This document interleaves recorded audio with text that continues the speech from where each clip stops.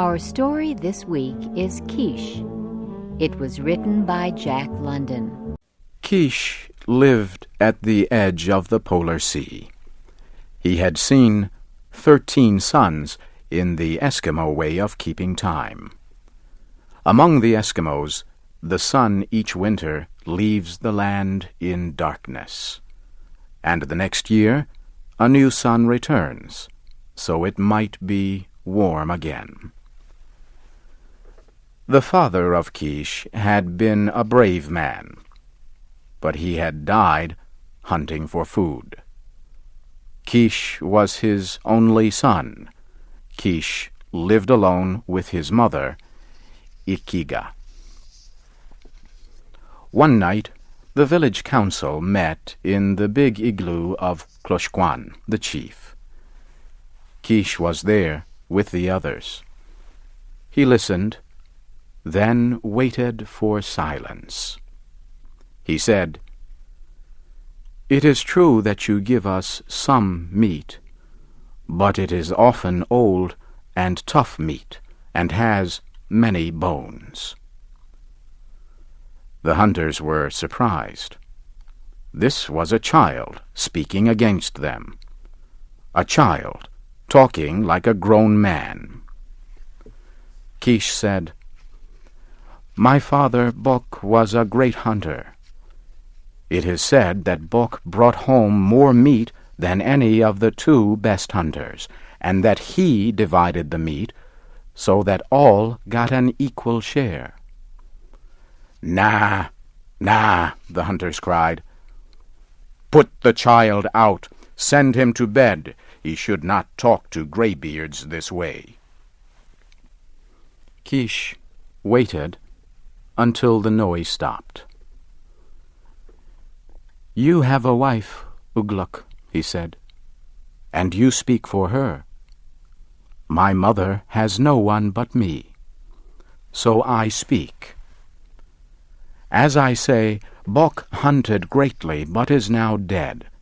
It is only fair, then, that my mother, who was his wife, and I, his son, should have meat when the tribe has meat. I, Kish, son of Bok, have spoken." Again there was a great noise in the igloo. The council ordered Kish to bed. It even talked of giving him no food. Kish jumped to his feet. "Hear me," he cried. "Never shall I speak in the council igloo again. I shall go hunt meat like my father, Bok." There was much laughter when Kish spoke of hunting. The laughter followed Kish as he left the council meeting. The next day, Kish started out for the shore, where the land meets the ice. Those who watched saw that he carried his bow and many arrows. Across his shoulder was his father's big hunting spear. Again there was laughter. One day passed, then a second. On the 3rd day, a great wind blew. There was no sign of Kish. His mother, Ikiga, put burned seal oil on her face to show her sorrow. The women shouted at their men for letting the little boy go.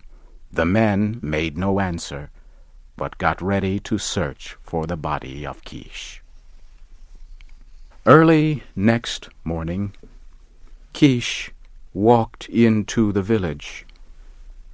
Across his shoulders was fresh meat. "Go, you men, with dogs and sleds, follow my footsteps. Travel for a day," he said. "There is much meat on the ice, a she-bear and her 2 cubs." His mother was very happy. Kish, trying to be a man, said to her, "Come, Ikiga, let us eat, and after that I shall sleep, for I am tired." There was much talk after Kish went to his igloo. The killing of a bear was dangerous, but it was 3 times more dangerous to kill a mother bear with cubs. The men did not believe Kish had done so, but the women pointed to the fresh meat. At last, the men agreed to go for the meat that was left, but they were not very happy. One said that even if Kish had killed the bear, he probably had not cut the meat into pieces. But when the men arrived, they found that Kish had not only killed the bear, but had also cut it into pieces, just like a grown hunter. So began the mystery of Kish. On his next trip, he killed a young bear, and on the following trip, a large male bear and its mate. Then there was talk of magic and witchcraft in the village. "He hunts with evil spirits," said one. "Maybe his father's spirit hunts with him," said another. Kish continued to bring meat to the village. Some people thought he was a great hunter. There was talk of making him chief after old Kloshkwan. They waited, hoping he would come to council meetings, but he never came. "I would like to build an igloo," Kish said one day, "but I have no time. My job is hunting, so it would be just if the men and women of the village who eat my meat build my igloo." And the igloo was built. It was even bigger than the igloo of the chief, Kloshkwan. One day, Ugluk talked to Kish. "It is said that you hunt with evil spirits, and they help you kill the bear." "Is not the meat good?" Kish answered. "Has anyone in the village yet become sick after eating it? How do you know evil spirits are with me? Or do you say it because I am a good hunter?" Ugluk had no answer. The council sat up late, talking about Kish and the meat. They decided to spy on him.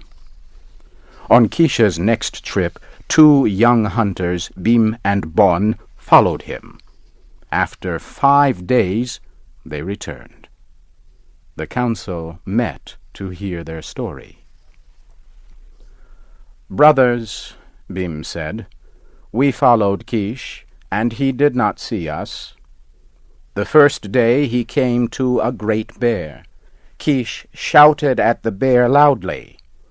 The bear saw him and became angry. It rose high on its legs and growled, but Kish walked up to it." "We saw it," Bon, the other hunter, said. "The bear began to run toward Kish. Kish ran away, but as he ran, he dropped a little round ball on the ice. The bear stopped and smelled the ball, then ate it. Kish continued to run, dropping more balls on the ice. The bear followed and ate the balls." The council members listened to every word. Bim continued the story. "The bear suddenly stood up straight and began to shout in pain. 'Evil spirits,' said Ugluk.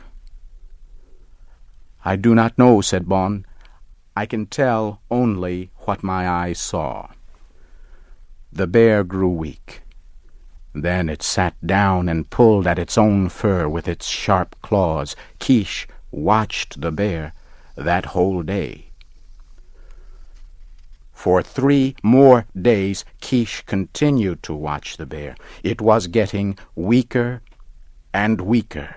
Kish moved carefully up to the bear and pushed his father's spear into it. "And then?" asked Kloshkwan. "And then we left." That afternoon, the council talked and talked. When Kish arrived in the village, the council sent a messenger to ask him to come to the meeting. But Kish said he was tired and hungry. He said his igloo was big and could hold many people if the council wanted a meeting. Kloshkwan led the council to the igloo of Kish. Kish was eating, but he welcomed them. Kloshkwan told Kish that 2 hunters had seen him kill a bear, and then, in a serious voice to Kish, he said, "We want to know how you did it. Did you use magic and witchcraft?" Kish looked up and smiled. "No, Kloshkwan, I am a boy. I know nothing of magic or witchcraft. But I have found an easy way to kill the ice bear. It is headcraft, not witchcraft." "And will you tell us, O Kish?" Kloshkwan asked in a shaking voice. "I will tell you. It is very simple. Watch." Kish picked up a thin piece of whalebone. The ends were pointed and sharp as a knife. Kish bent the bone into a circle. Suddenly, he let the bone go, and it became straight with a sharp snap. He picked up a piece of seal meat. "So," he said, "first make a circle with a sharp, thin piece of whalebone. Put the circle of bone inside some seal meat. Put it in the snow to freeze. The bear eats the ball of meat with the circle of bone inside. When the meat gets inside the bear, the meat gets warm, and the bone goes snap. The sharp points make the bear sick. It is easy to kill then. It is simple." Ugluk said, "Oh." Kloshkwan said, "Ah." Each said something in his own way, and all understood. That is the story of Kish, who lived long ago on the edge of the polar sea. Because he used headcraft instead of witchcraft, he rose from the poorest igloo to be the chief in the village. And for all the years that followed, his people were happy. No one cried at night with pains of hunger. You have heard the story Kish. It was written by Jack London.